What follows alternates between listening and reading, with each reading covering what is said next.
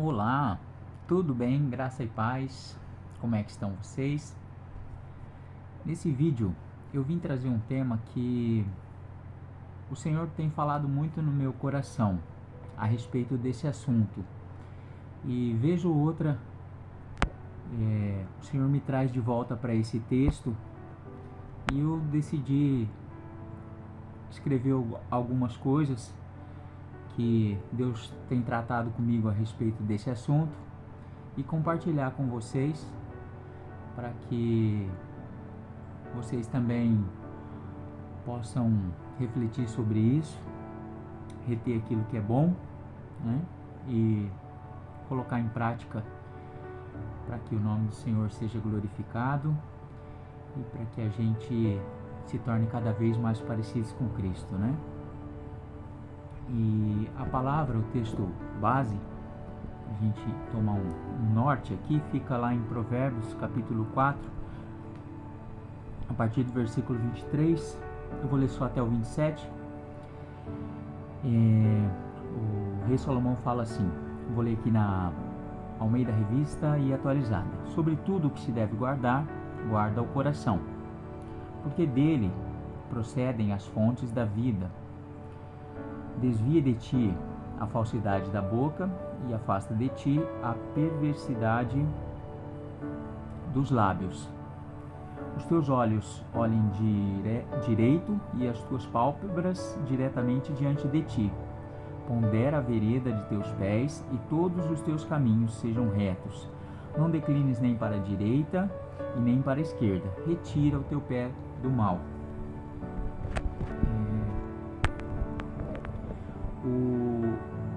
Esse Provérbios do rei Salomão, ele fala a respeito de nós guardarmos no nosso coração, né?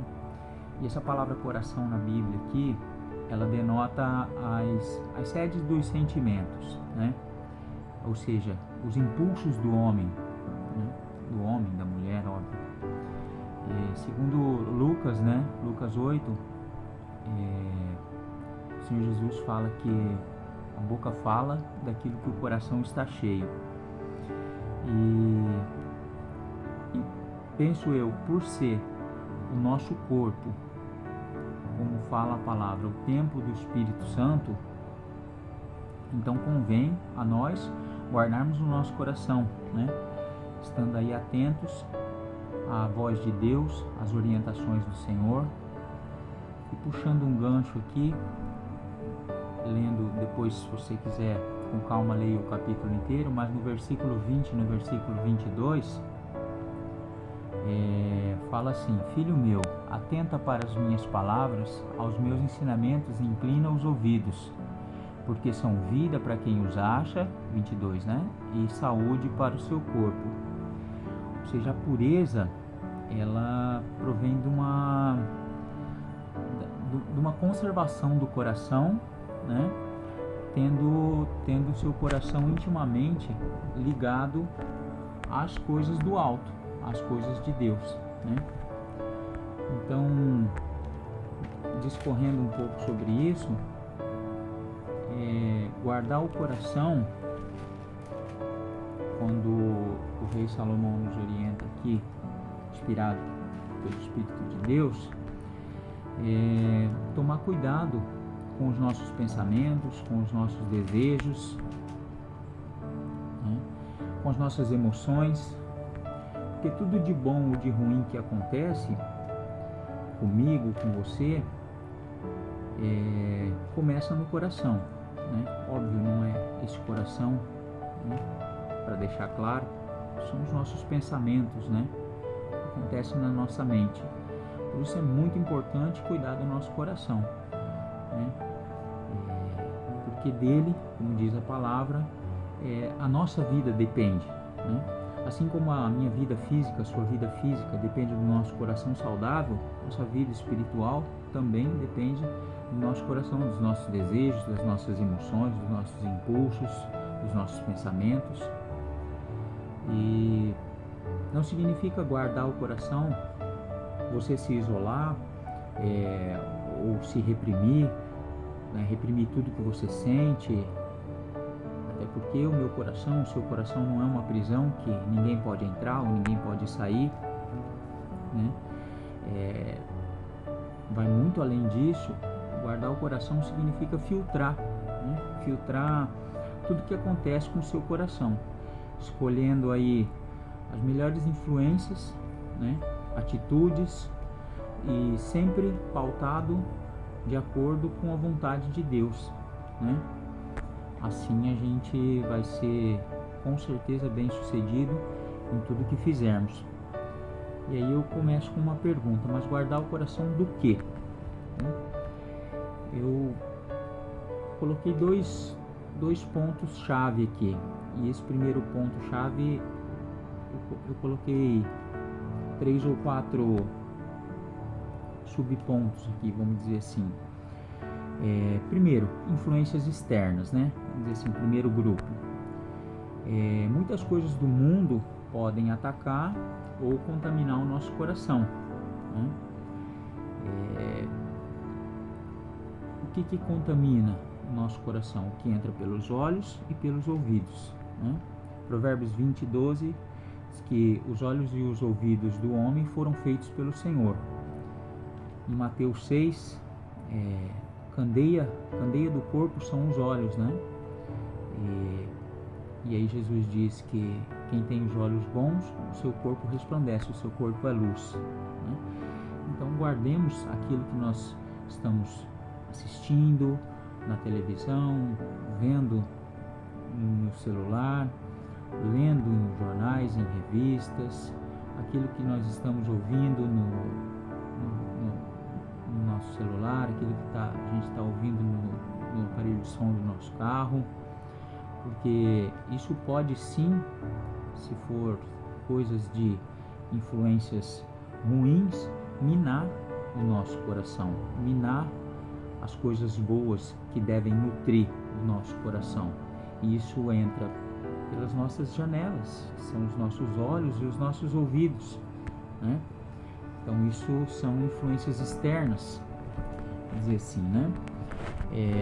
Outra coisa que eu pontuei aqui, quero sinalizar para vocês, que também Deus fala comigo, a respeito das tentações, né?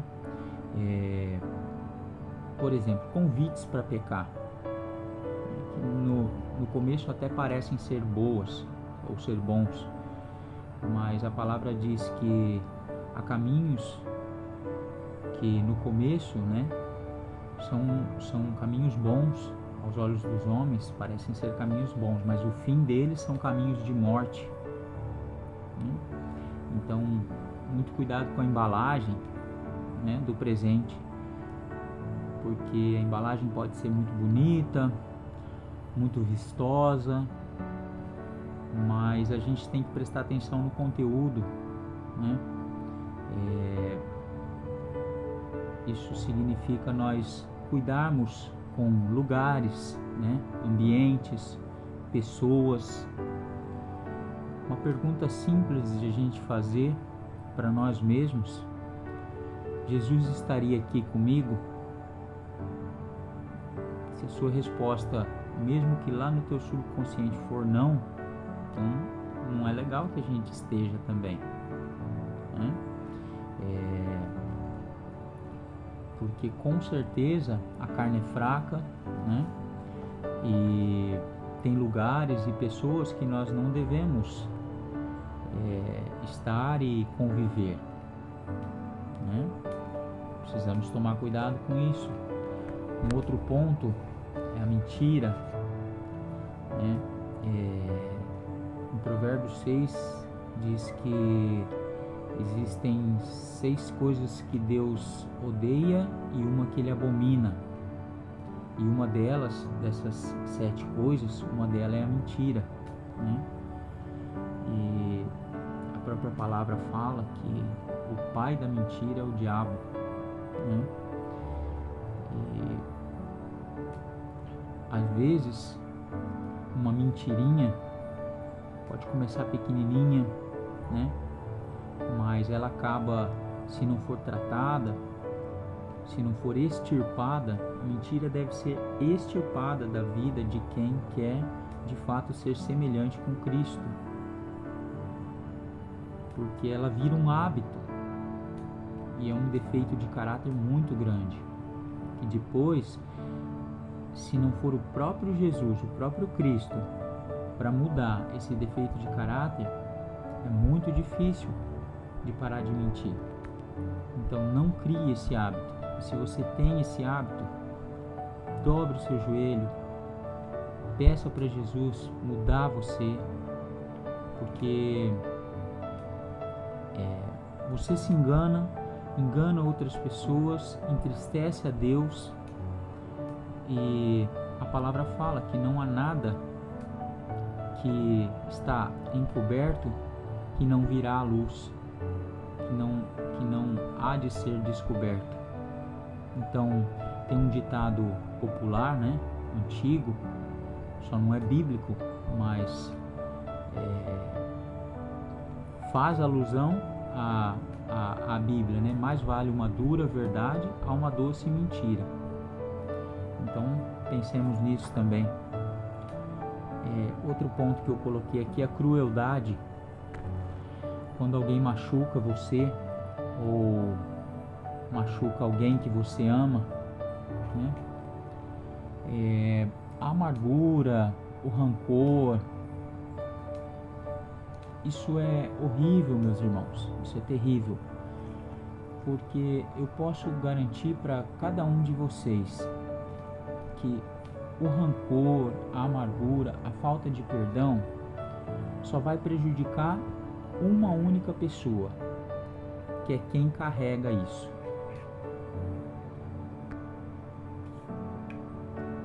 Então, a Bíblia nos ensina a perdoar.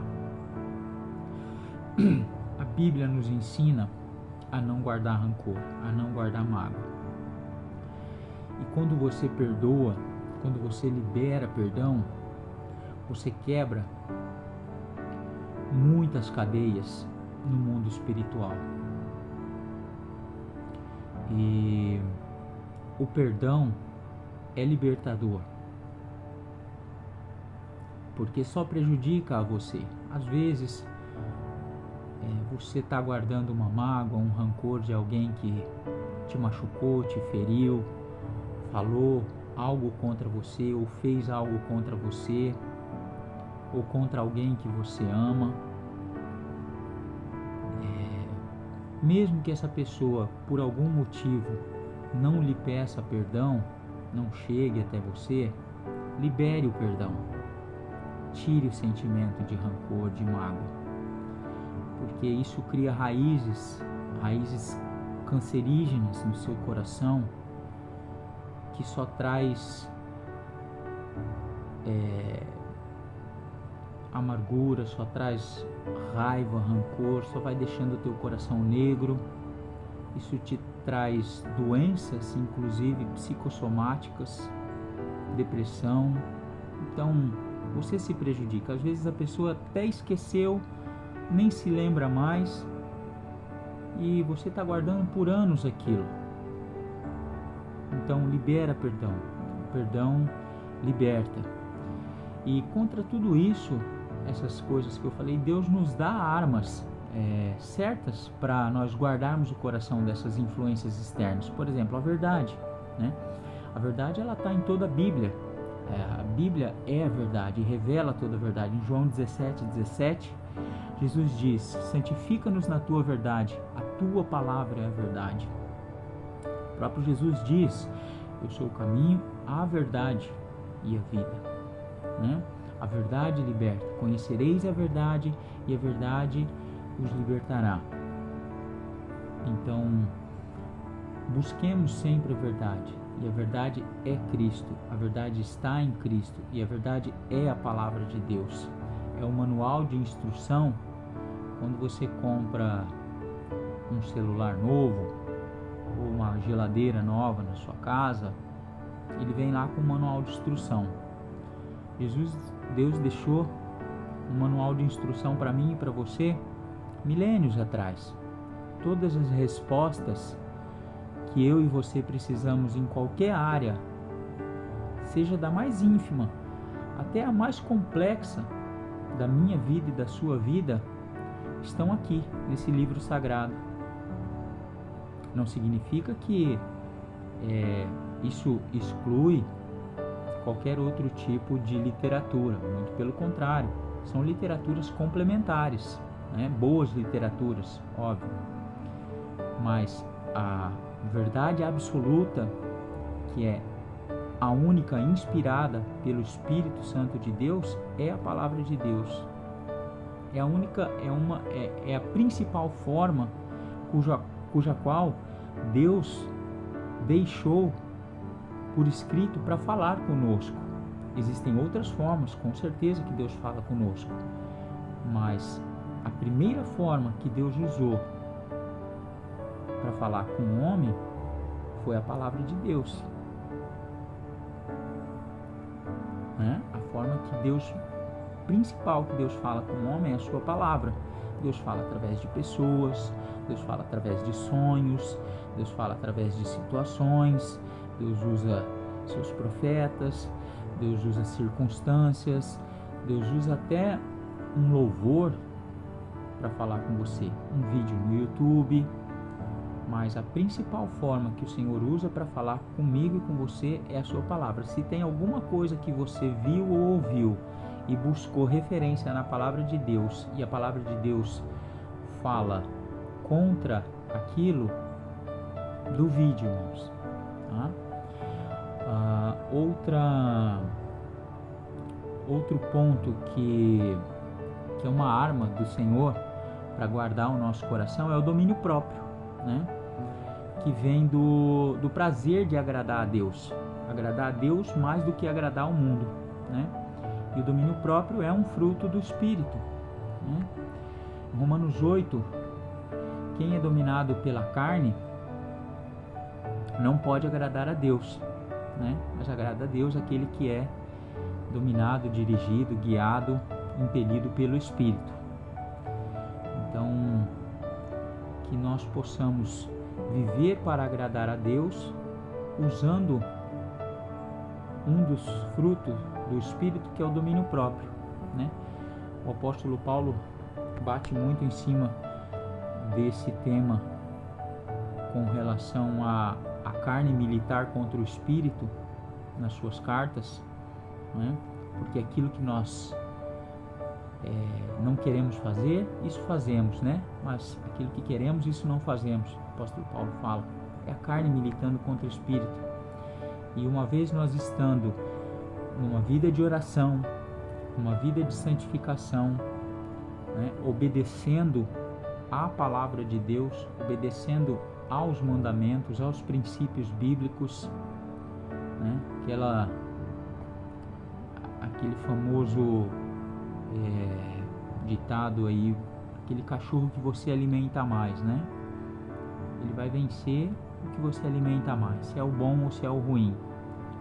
Então, se você sempre se alimentar da palavra de Deus, buscar estar com pessoas que falam a respeito de princípios bíblicos, princípios cristãos, éticos, morais, você pode ter certeza que você vai crescer em graça, sabedoria, conhecimento, e o teu domínio próprio estará sendo alimentado por buscar isso, né? Uma outra arma é o amor e perdão. Perdão nós já falamos, vou falar um pouquinho aqui brevemente do amor. O amor é o dom supremo, né? Jesus Cristo é a encarnação do amor de Deus. É um amor incondicional, é o amor sacrificial, né? O apóstolo Paulo fala em 1 Coríntios 13, de que adianta eu falar a língua dos homens, a língua dos anjos, se eu tiver todos os dons espirituais, mas não tiver amor, de nada isso me adiantaria, né? A Bíblia também nos fala que o perfeito amor lança fora todo o medo. Por quê? Porque no amor não há medo, no amor não há ansiedade, no amor não há dúvida, no amor não há pecado, no amor não há depressão, no amor não há amargura, no amor não há iniquidade, no amor não há inveja. O amor é o dom supremo, né? Haja visto que o próprio Senhor Jesus, não excluindo os mandamentos de Moisés, mas complementando os mandamentos de Moisés, resumiu em dois, baseados no amor. Um na vertical, que é amar a Deus sobre todas as coisas, e outro na horizontal, que é amar ao nosso próximo. E isso é lindo porque você não consegue amar a Deus se você não amar o seu próximo. A própria palavra diz: como você pode amar aquele a quem não vê, se não ama aquele que vê? E amor é ação, amor é atitude.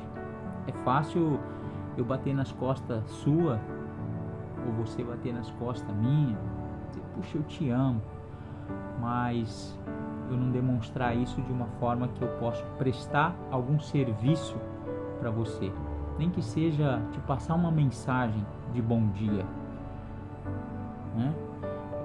Amor é atitude, é benignidade, é benevolência, é piedade, é caridade, é generosidade, é doação, é serviço.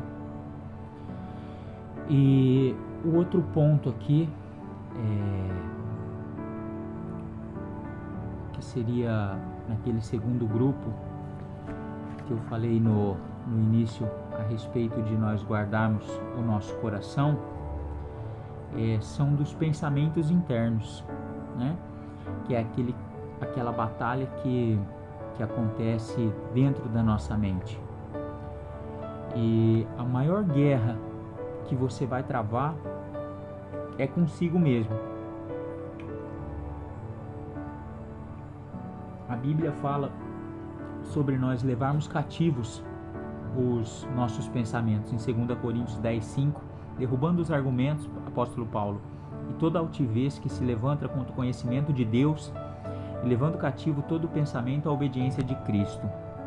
Todo pecado, raiz de pecado, que gera todos os desdobramentos e consequências, sejam elas pequenas, visíveis ou grandes, nasce na mente, nasce nos pensamentos, nasce no coração, né? E a palavra nos fala nos livros dos profetas, não me recordo agora se é Isaías, mas depois a gente pode procurar, que o nosso pecado faz separação entre nós e Deus, né?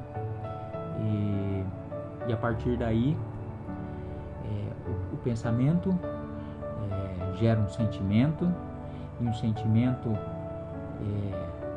por muitas vezes, se não controlado pelo fruto do domínio próprio, gera uma ação, e essa ação pode ser pecaminosa, né? E a partir daí vem os desdobramentos do pecado, que é a separação nossa de Deus, né? Onde a palavra também nos exorta a nós não entristecermos o Espírito Santo. Então eu vejo que isso é muito importante e de grande valia a gente salientar aqui, para que fique um alerta para mim e para você. Levar cativo ao Senhor, a palavra de Deus, todos os nossos pensamentos, como nos orienta o apóstolo Paulo, não é? Para que, como diz, né, matar no ninho, matar a cobra no ninho, né? Cortar o mal pela raiz. Significa avaliar os pensamentos, os desejos, para ver se eles estão de acordo com a palavra de Deus, com a verdade, que a verdade é Jesus,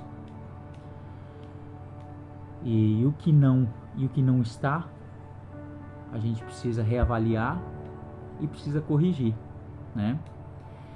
E ser crente ou ser cristão, acho que é um termo mais adequado, né? Que o significado de cristão é pequenos cristos, não significa ser que nós teremos 100% dos nossos pensamentos e sentimentos e desejos bons. Porque a própria palavra diz que o coração do homem é enganoso, né? Quem pode confiar? Mas o nosso coração, a palavra também nos exorta em Romanos 12,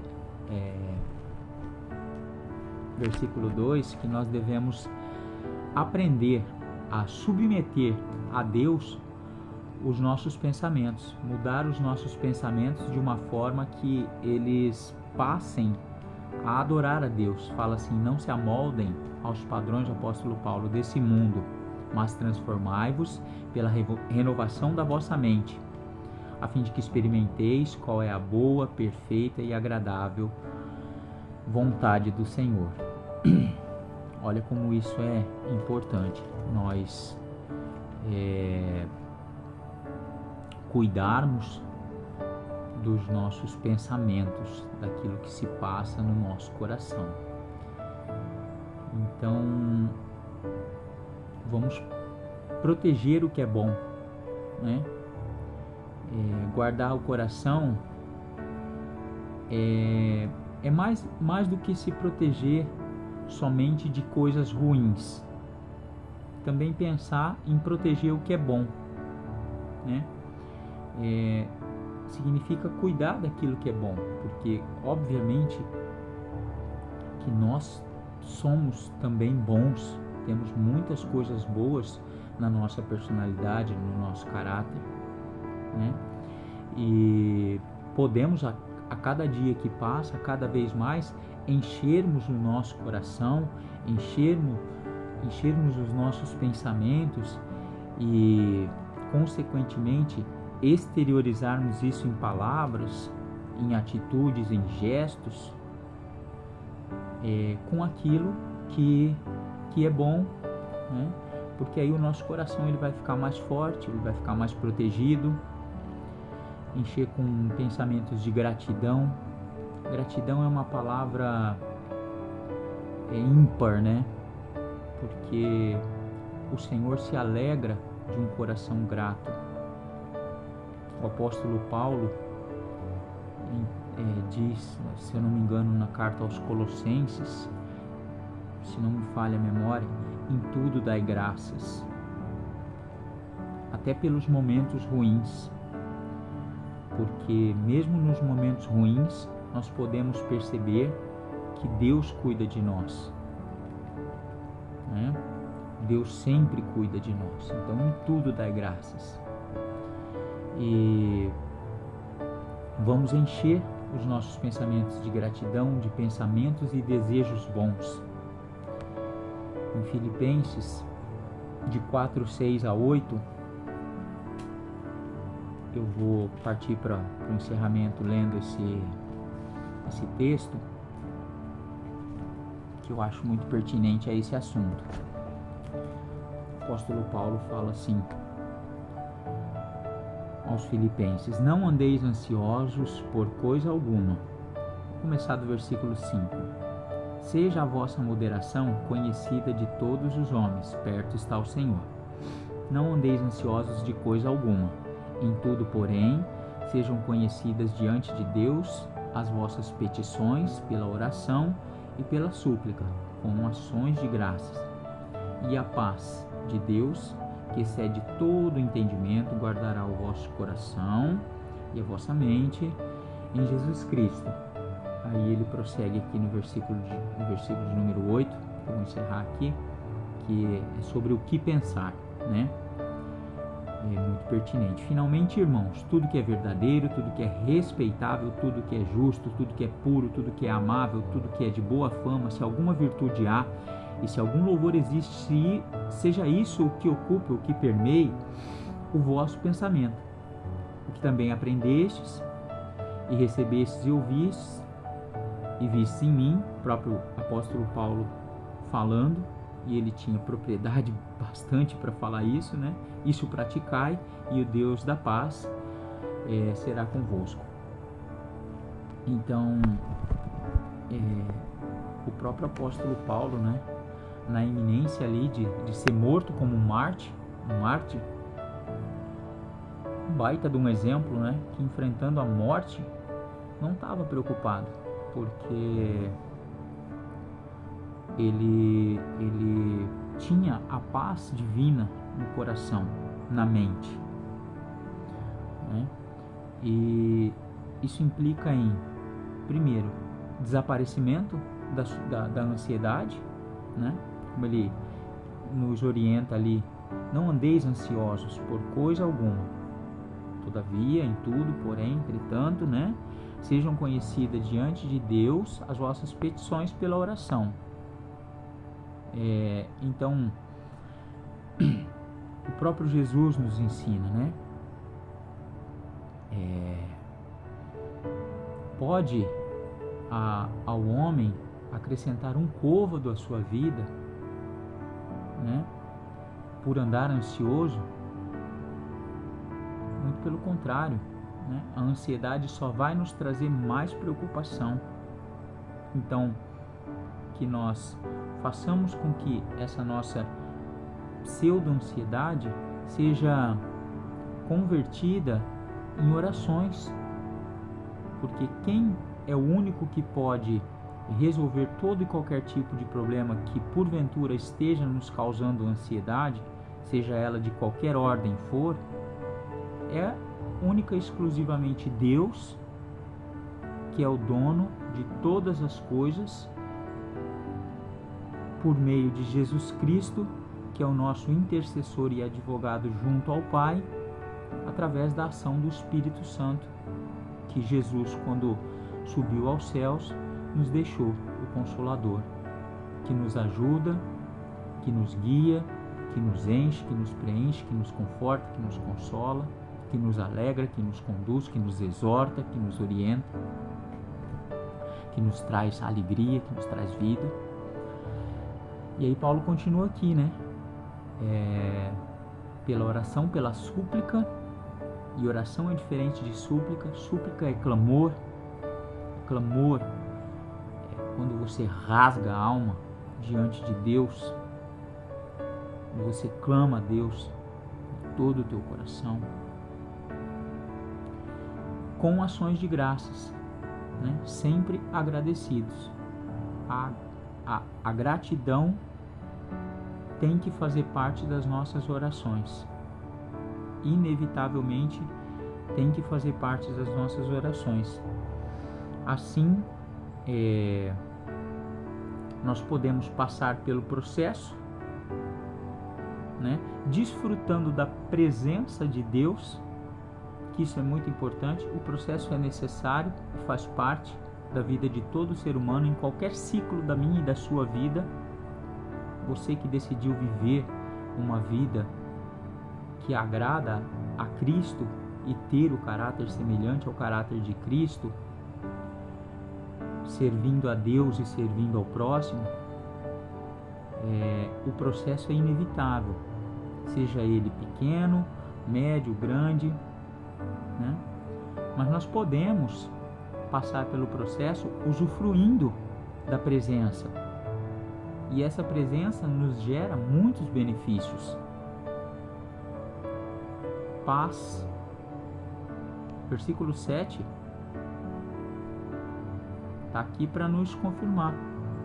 Paz é um dos benefícios que nos é gerado por passar pelo processo com Cristo. A paz que excede todo o entendimento, ou seja, por mais que o mundo está despencando ao seu redor, você fez a sua parte do milagre, né? Você removeu a pedra, você dobrou o seu joelho, entregou para Cristo até onde você podia humanamente, não tentando fazer o trabalho de Deus. Você removeu a pedra, agora entregou a Cristo com oração e súplica e ações de graça. Quem ressuscita Lázaro é o Mestre, né? O milagre é Ele que faz, e Ele faz. Pode ter certeza que Ele faz. Eu, esse cara que está falando aqui com vocês, seja você vendo esse vídeo hoje, amanhã, daqui 20 anos, eu sou um milagre. Eu sou um milagre vivo. Numa outra oportunidade, no próximo vídeo, Deus me conduzindo a isso, eu vou contar o meu testemunho de vida. Então a paz que excede todo o entendimento guardará o vosso coração e a vossa mente em Cristo Jesus. O pastor da minha igreja, pastor Renato, na quarta-feira passada pregou sobre isso. Muito sábio, com certeza, muito usado por Deus, e gravou no meu coração. Eu vou parafrasear ele aqui. Quando Jesus estava atravessando para o outro lado com os discípulos da margem, vou dar uma pincelada rápida para não me estender no vídeo,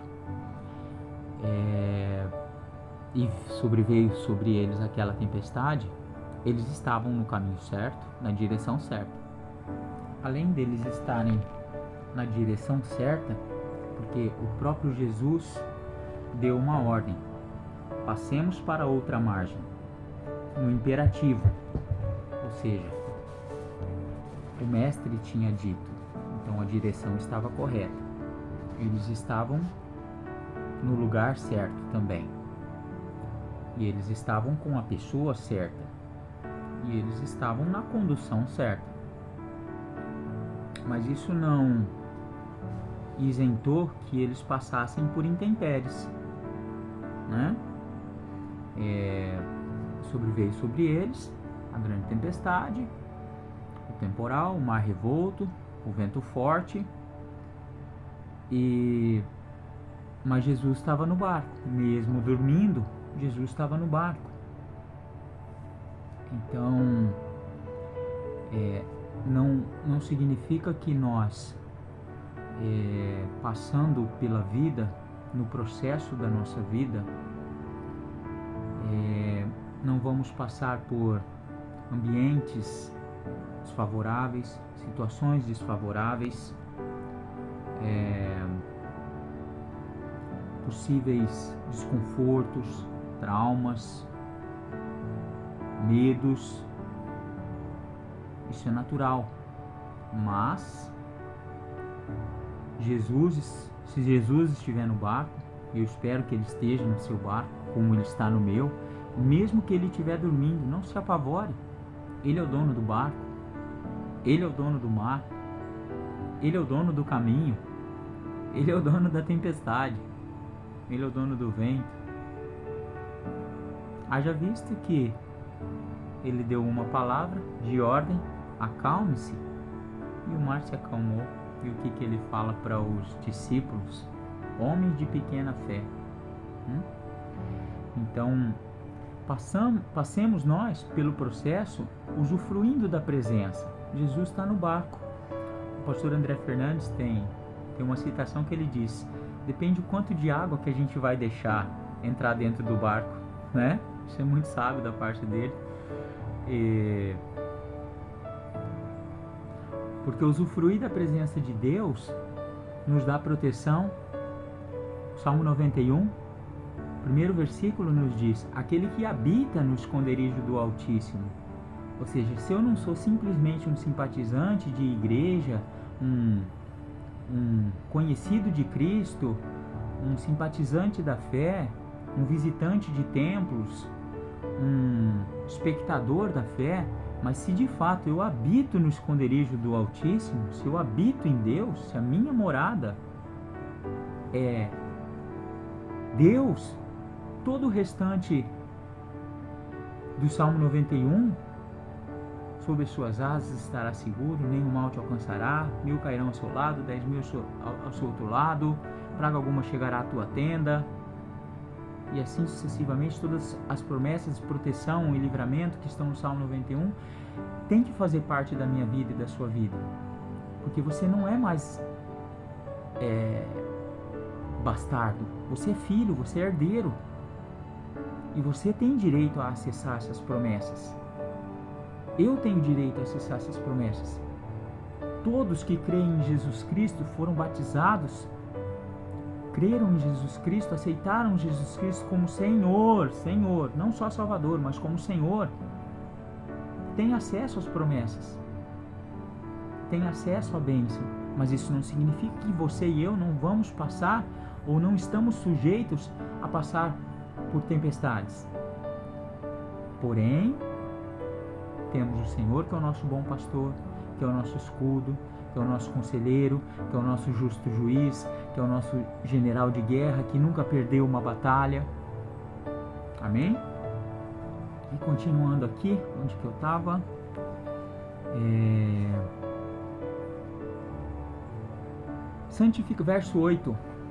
Verso 8. Santificação de pensamento. Indo aqui para nós protegermos o que é bom, né? Como nós falamos aqui agora há pouco.